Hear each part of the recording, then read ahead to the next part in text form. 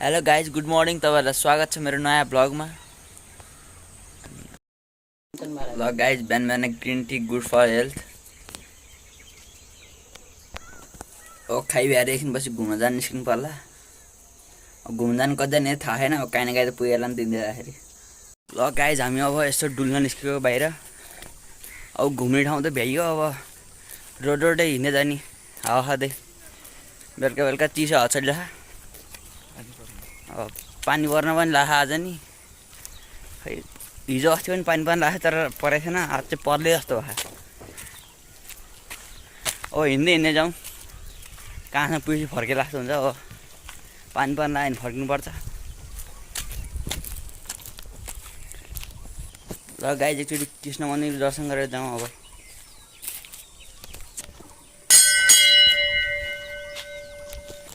ल गाइज यहाँ कस्तो राम्रो काँती खेती रहेछ क्या, हेर्नु त काँती बोटे रहेछ क्या त।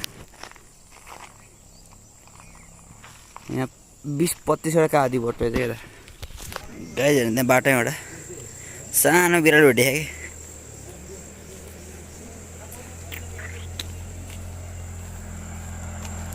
ल गाइज हामी अब हिँड्दैछौँ। यता घर चाहिँ छैन तर पारी भोटरा पुरै देखियो कि यहाँबाट सर्लक्क।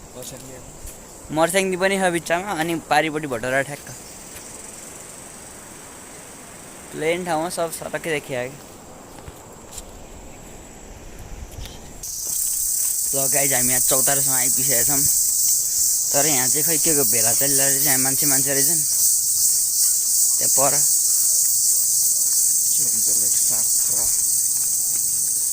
ठाउँलाई के भन्छ चाहिँ खै के भन्छ थाहा भएन। साख्ला है के भन्थ्यो मलाई, हो कन्फर्म छैन म चाहिँ। ल गाइज हामी यहाँ आइपुगेको, तर यहाँ अर्को एउटा सानो चौतारी पनि रहेछ, त्यो चाहिँ पुरा भएको छैन। यहाँ तल कडा देखेको रहेछ भ्यू चाहिँ, जङ्गलको बिचमा रोड। गाइज अब यहाँ पानी छिटाउनु थाल्छ, त्यही भएर हामी फर्किँदैछौँ बिस्तारै। अब पानी पर्न थाल्यो भने तनाव हुन्छ, छाता केही पनि छैन हामीसँग। यहाँ 2-3 किलोमिटर यता आइसकेको छ हामी। आधी घन्टा हिँडेर आएको यहाँ। रमाइलो त भएन तर नि आइयो। अब पानी पर्न थाल्यो, अब पानी छिटाउनु थाल्यो। घर पनि जसरी पऱ्यो भने पुरै भिजिन्छ।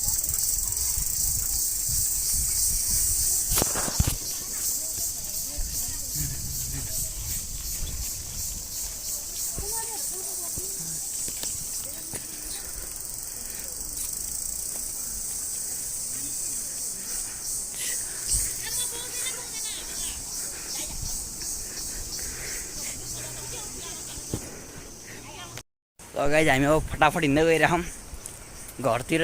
रोड पानी छिटा हानिरहेको यहाँ, अब पर्ला जस्तै छ।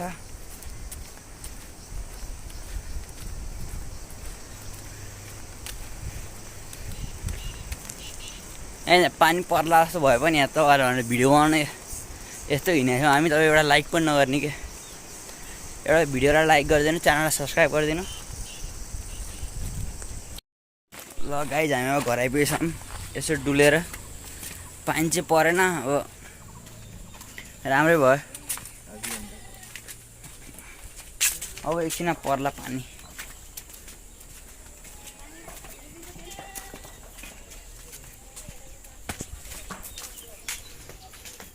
के गर्नुभएको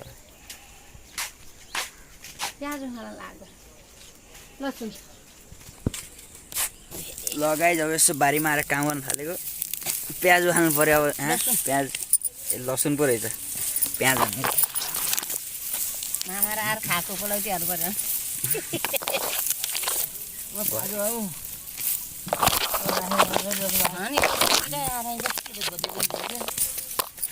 होइन यो लसुन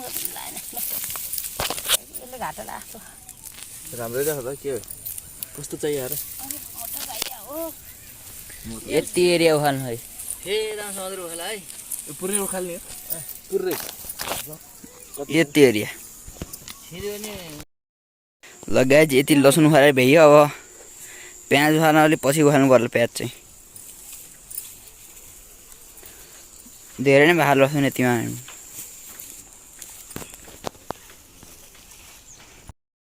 ल गाइज आजको भिडियोमा यति नै बाँकी भोलि भेटौँला तपाईहरु च्यानललाई सब्स्क्राइब गरिदिनुहोस् भिडियोलाई लाइक गरिदिनुहोस् बाई